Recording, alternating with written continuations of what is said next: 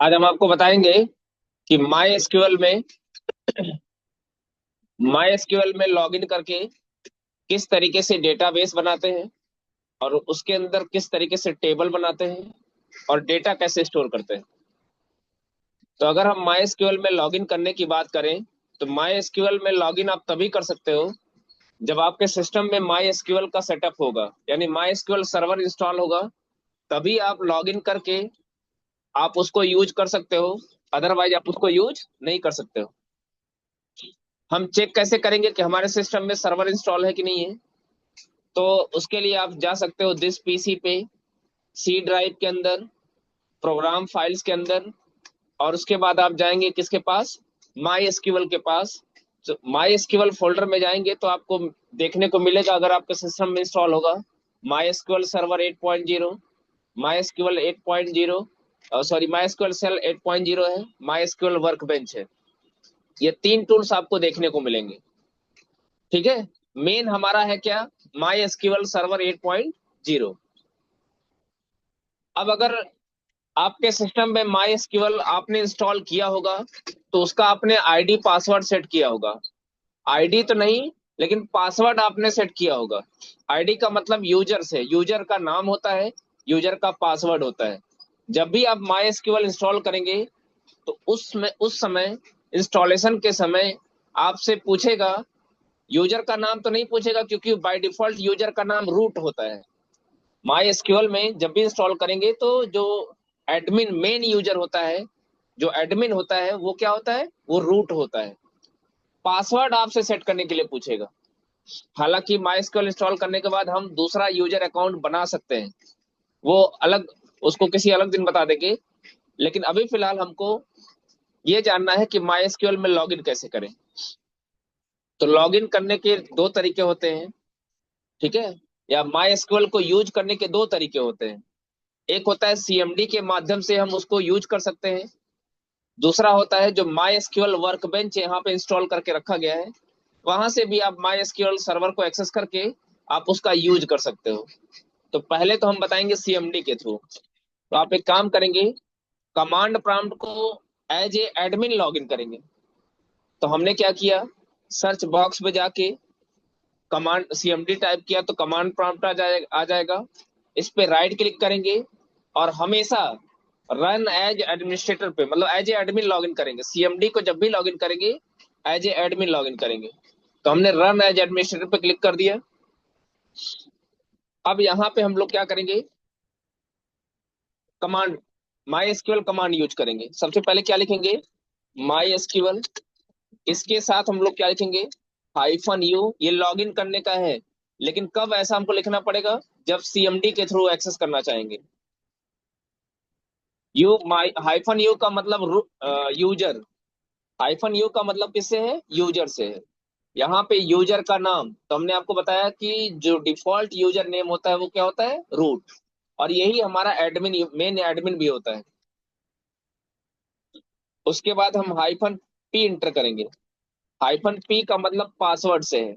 तो पासवर्ड हम इंटर नहीं करेंगे अभी। अभी आप फिलहाल क्या करोगे, जैसे सीएमडी ओपन हो जाएगा, माई एसक्यूएल स्पेस हाइफन, फिर स्पेस यूजर का नाम रूट, रूट हमेशा देंगे, -p। हाँ, एक चीज और है कि अगर कोई दूसरा यूजर अकाउंट आपने बना रखा है और आप उसको यूज करना चाहते हैं, तब जो यूजर का नाम आप बनाए होंगे वो नाम दीजिएगा। लेकिन अभी चूंकि हमने इस पे, हमको रूट लॉगिन करना है, इसलिए हमने यूजर का नाम क्या दिया? रूट। अब देखिए, जैसे हमने इंटर किया तो ये कह रहा है पासवर्ड। अब पासवर्ड जो भी आपने सेट किया होगा इंस्टॉलेशन के टाइम, वही पासवर्ड आप यहाँ पे इंटर करेंगे। आप देख सकते हो लॉगिन हो गया। कैसे पता? यहाँ पे अगर इस तरीके से माई एसक्यूएल लिखा हुआ आ रहा है तो इसका मतलब हम लॉगिन हो गए। हमेशा जब भी अगर आपने कोई दूसरा यूजर अकाउंट बनाया हुआ है, जैसा कि मैं आपको पहले ही बताया हूँ कि आप दूसरा यूजर अकाउंट भी बना सकते हैं। कैसे बनाएंगे वो हम किसी दिन और बता देंगे। तो अभी चूंकि हमको रूट लॉगिन करना था, जो डिफॉल्ट यूजर भी होता है माई एसक्यूएल में। ठीक है। तो हम उसके लिए हमने क्या किया, माई एसक्यूएल -u रूट और फिर -p। इतना लिखने के बाद इंटर करेंगे तो आपसे पासवर्ड पूछेगा। पासवर्ड जो भी आपने सेट किया होगा उस पासवर्ड को देंगे, एंटर करेंगे तो आपका माइस्क्यूएल लॉगिन हो जाएगा। अब हम क्या करेंगे, हमको जानना है, सबसे पहला जो कमांड हम चलाते हैं वो होता है शो डेटाबेस, कि हमारे सिस्टम के अंदर कौन कौन से डेटाबेस या सर्वर के ऊपर कौन कौन से, माइस्क्यूएल सर्वर के ऊपर कौन कौन से डेटाबेस बने हुए हैं। तो जब भी डेटाबेस देखना हो तो उसके लिए शो कमांड, शो क्या है, कमांड है, या कीवर्ड भी बोल सकते हो। शो डेटाबेसेज लिखेंगे और सेमी कॉलन। जब भी आप सीएमडी के थ्रू करेंगे या कहीं पे भी, एसक्यूएल में हम, एसक्यूएल जब हम आपको स्कूल बताया था तो उसमें सेमी कॉलन लगाए या ना लगाए कोई दिक्कत नहीं था, लेकिन यहाँ पे आपको सेमी कॉलन हर एक क्वेरी के कंप्लीट होने के बाद आपको सेमी कॉलन लगाना पड़ेगा। देखिए, हम ना, हमारे सर्वर पे जितने डेटाबेस बने हुए हैं ये डेटाबेसेज के नाम शो हो रहा है।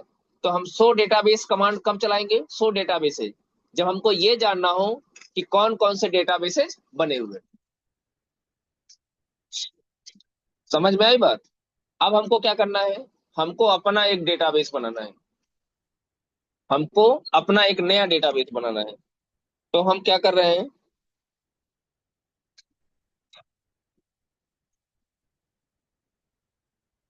क्रिएट, जब भी डेटाबेस बनाना होगा तो क्या लिखते हैं, क्रिएट डेटाबेस, फिर डेटाबेस का नाम। तो हम देते हैं डीबी अंडर स्कोर 10 10 25, लगाएंगे क्या, सेमीकोलन। ये वैसे ही है जैसे आपका एसक्यूएल में डेटाबेस बनाते, तो कोई भी चेंज नहीं है। एंटर करेंगे, क्वेरी अगर परफेक्ट है तो ये एग्जीक्यूट करेगा, लिखेगा क्वेरी ओके, क्वेरी रन कर गई। वहां पे भी हम डेटाबेस को क्रिएट करने के बाद यूज करते थे,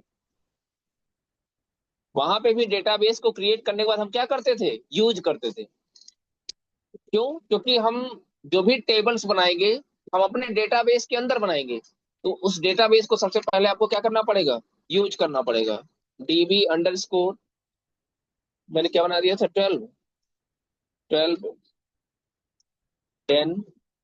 25, सेमीकॉलन, एंटर किया, डेटाबेस हमारा चेंज हो गया, डेटाबेस हमारा क्या हो गया, चेंज हो गया। अब यहाँ पे क्या बनाएंगे, टेबल। तो टेबल कैसे, अच्छा आपको देखना हो टेबल बना है कि नहीं बना है, डेटाबेस के अंदर टेबल बना है कि नहीं बना है।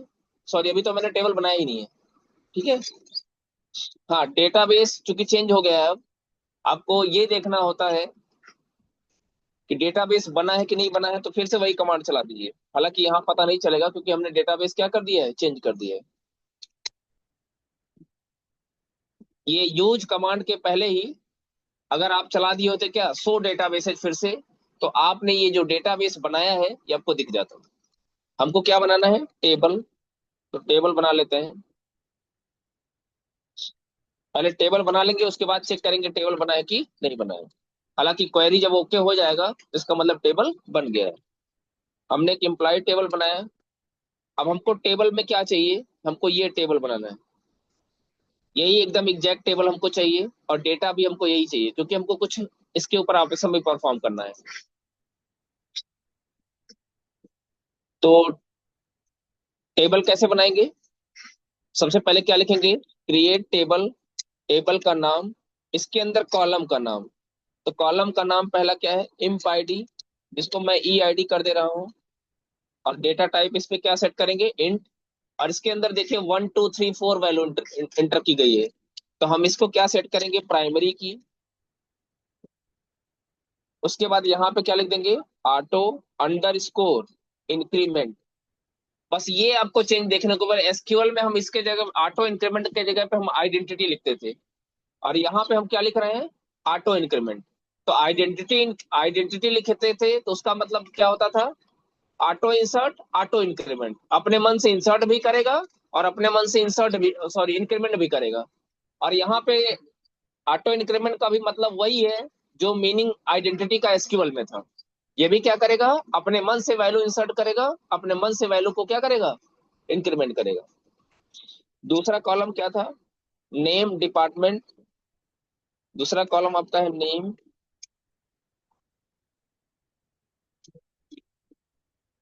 इसको हम वैर कैर कर देते हैं।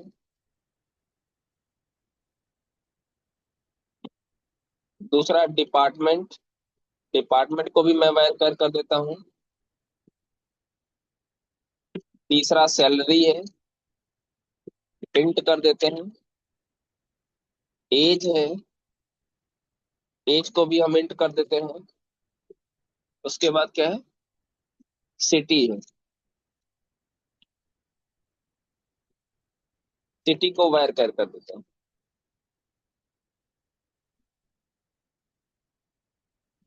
तरीका एकदम वही है, कुछ भी चेंज नहीं है। बस यहाँ पे एक चेंज आपको देखने को मिला कि आइडेंटिटी की जगह हम लोग क्या लिखते हैं, ऑटो इंक्रीमेंट, बाकी सब वैसे ही है। अब अगर कॉलम कॉलम के अंदर इंटीजर टाइप की वैल्यू सेट करना चाहते हैं तो इंट इंट लिख देंगे डेटा टाइप कॉलम के नाम के बाद, मतलब पहले कॉलम का नाम फिर डेटा टाइप, फिर उसके बाद कंस्ट्रेंट, यही तरीका होता है।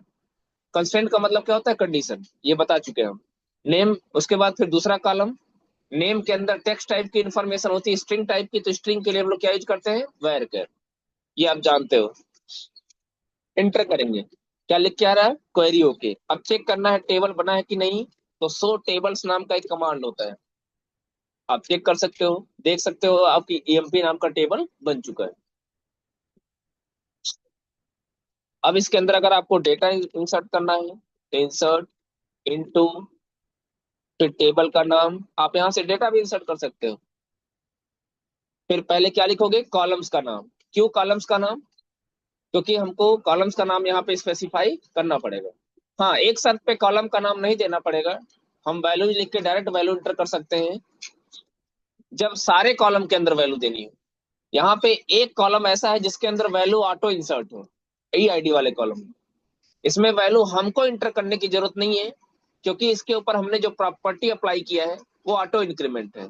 ऑटो इंक्रीमेंट होने का मतलब क्या हो गया, वो अपने मन से इंसर्ट भी करेगा, अपने मन से इंक्रीमेंट भी करेगा। तो ई आईडी वाले कॉलम के अंदर हमको वैल्यू नहीं इंसर्ट करनी है, इसलिए हमको यहाँ पे कॉलम का नाम स्पेसिफाई करना पड़ेगा। कौन कौन से कॉलम, ई आईडी को छोड़ के। नेम लिखेंगे, डिपार्टमेंट लिखेंगे। कॉलम के नाम की स्पेलिंग वैसे ही होनी चाहिए जैसा कि आपने टेबल क्रिएशन के समय दिया था। Salary, age, comma, city. उसके बाद क्या लिखेंगे, वैल्यूज, एकदम सेम वैसे ही जैसे एसक्यूएल में था, कुछ भी चेंज नहीं है। राहुल है, एचआर है, 45,000 है। हाँ, जब स्ट्रिंग टाइप करते हैं तो हम लोग क्या लिखते हैं, सिंगल कोट्स में। एचआर को भी वेर कैर है, 45,000,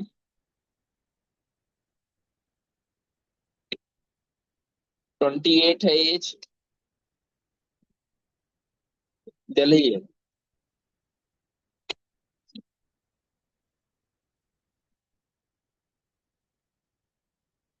एंटर करेंगे। देखिए क्वेरी ओके, क्या लिख के आ रहा है, वन रो अफेक्टेड, मतलब एक डेटा हमारा टेबल के अंदर स्टोर हो गया है, एक रिकॉर्ड। इसको क्या बोलते हैं, पूरे एक रो को क्या बोला था, एक रिकॉर्ड बोला था। सेलेक्ट एस्ट्रिक, आप चेक करना चाहते हो तो सेलेक्ट एस्ट्रिक फ्रॉम ईएमपी करके आप चेक कर सकते हो। देखो टेबल के अंदर एक रिकॉर्ड आ गया कि नहीं आ गया। ये सारा का सारा काम हम जो सीएमडी के थ्रू कर रहे हैं, यही सारा काम हम वर्क बेंच के थ्रू भी हम कर सकते हैं। मतलब माई एसक्यूएल सर्वर को आप सीएमडी के थ्रू भी एक्सेस कर सकते हो, और माई एसक्यूएल वर्क बेंच के थ्रू भी एक्सेस कर सकते हो। वर्क बेंच बिल्कुल वैसे ही होता है जैसे एसक्यूएल के केस में एसक्यूएल सर्वर मैनेजमेंट स्टूडियो हुआ करता था, वो भी आईडी हुआ करता था। और यहाँ पे माई एसक्यूएल वर्क बेंच भी एक प्रकार का आईडी है, जहां पे हम क्वेरी को लिख के उसको एग्जीक्यूट कर सकते हैं। अब हम इसी चीज को, यही सेम ऑपरेशन हम लोग माई एसक्यूएल के थ्रू कैसे करेंगे। तो टेबल तो हम कुछ ऑपरेशन परफॉर्म कर चुके हैं, तो दोबारा हम नहीं करेंगे। इसे टेबल कैसे बनेगा ये हमने आपको यहाँ पे बता दिया। ठीक है, हम आपको वर्क बेंच में लॉगिन कैसे करेंगे, मतलब माई एसक्यूएल सर्वर को एक्सेस कैसे करेंगे वो बताएंगे। उसके बाद जो बाकी रिकॉर्ड हमको इंसर्ट करना है, या टेबल के ऊपर और जो बाकी ऑपरेशन परफॉर्म कैसे करने हैं वो हम आपको बताएंगे। तो माई एसक्यूएल वर्क बेंच से एसक्यूएल सर्वर को लॉगिन करने के लिए आपको यहाँ टाइप करना पड़ेगा, जैसे मैंने लिखा, एम लिखा, यहाँ पे देखिए माई एसक्यूएल वर्क बेंच का एप्लीकेशन शो हो गया।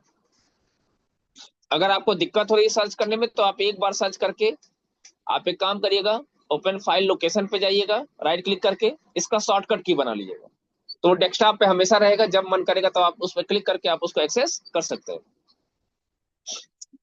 हम उस पर क्लिक किए,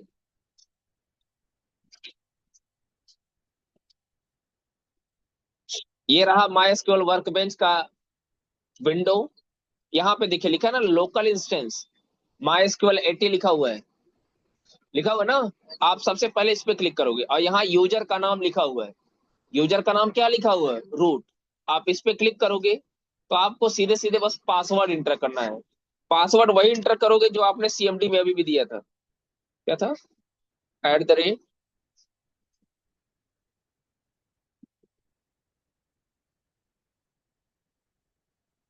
इसमें पासवर्ड आपको ध्यान रखना जरूरी है, पासवर्ड नहीं ध्यान रखेंगे तो फिर आपको फिर से करना पड़ेगा।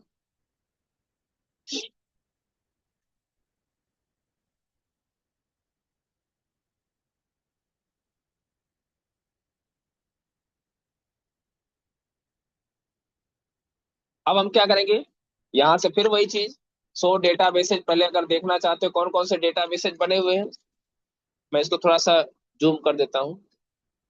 सो डेटाबेसेज हम वही लिखेंगे, वैसे ही जो कमांड वहां चलते थे बस वही, बस यहाँ लिखने, यहाँ थोड़ा सा कॉपी पेस्ट कर सकते हो।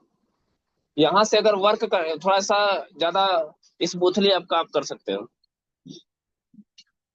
देखिए यहाँ पे भी क्वेरी अगर चलेगी तो यहाँ पे टिक का साइन लग जाएगा। नीचे आप ध्यान से देखेंगे टिक का साइन आने का मतलब ये हो गया कि हमारा क्वेरी पूरा एग्जीक्यूट कर गया है। अब क्या करेंगे, इसको भी यूज करना पड़ेगा। कौन सा डेटाबेस आज मैंने बताया है? तो DB_12 10 25, इसको सेलेक्ट करेंगे, एग्जीक्यूट करेंगे। सबसे पहले आपको यही है कि आप देखना कौन सा डेटाबेस यूज कर रहे हो, क्योंकि हम जो कुछ भी ऑपरेशन परफॉर्म करेंगे वो डेटाबेस के अंदर जाके ही करेंगे। भाई टेबल कहाँ होगा? डेटाबेस के अंदर ही होगा। तो जब तक आप डेटाबेस को यूज नहीं करोगे तब तक आप कोई ऑपरेशन परफॉर्म नहीं कर सकते हो। उसके बाद हम डेटाबेस को यूज कर लेंगे। मैंने यूज किया कि नहीं? हो गया, मैंने डेटाबेस यूज कर लिया है। ये कमांड चला था ना, तभी तो ये आया था। अब हम क्या करेंगे, सो टेबल्स करके टेबल्स देख लेंगे किस डेटाबेस में कौन कौन से टेबल है। हाँ, ये काम, सो डेटाबेसेज और सो टेबल्स, ये दो ऐसे कमांड है जो हम एसक्यूएल में यूज नहीं करते थे। एम्प्लॉय वाला टेबल है। अब इसके अंदर डेटा कौन कौन सा पड़ा हुआ है तो आप चेक कर सकते हो। सेलेक्ट स्ट्रिक्ट फ्रॉम ईएमपी से। स्ट्रिक्ट का मतलब सारे एम्प्लॉय टेबल के अंदर मौजूद सारे कॉलम शो हो जाएंगे। यही तो था, Rahul HR 45,000 age, 28 salary, city Delhi.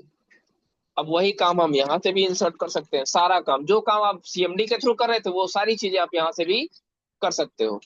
Insert into EMP.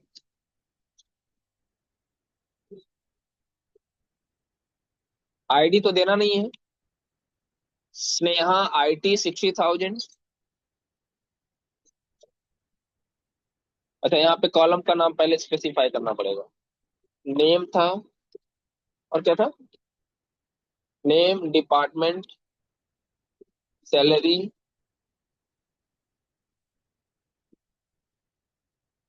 As, city.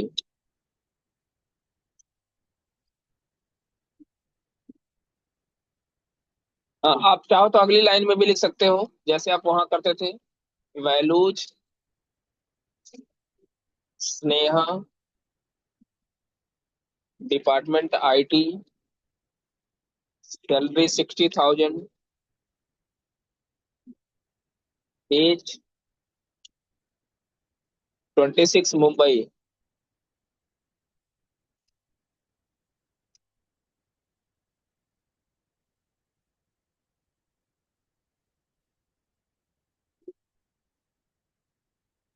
और इसके बाद क्या लगा देंगे? सेमीकॉलन। सेमीकॉलन लिखने के बाद आप क्या करोगे, इसको सेलेक्ट करोगे जैसे वहां पे आप करते थे। इस पे क्लिक करेंगे, ये क्वेरी चल गई। आप फिर से चेक करना चाहते हो डेटा इंसर्ट हुआ कि नहीं हुआ, तो सेलेक्ट स्ट्रिक फ्रॉम ईएमपी को सेलेक्ट करिए, बस इसी को, और एग्जीक्यूट करिए। देखो आप दूसरा रिकॉर्ड भी टेबल के अंदर आ गया।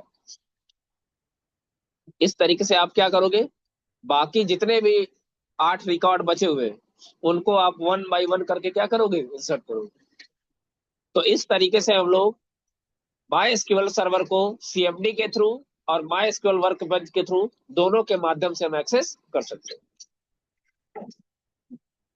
ठीक है, तो ये सब कर लीजिएगा।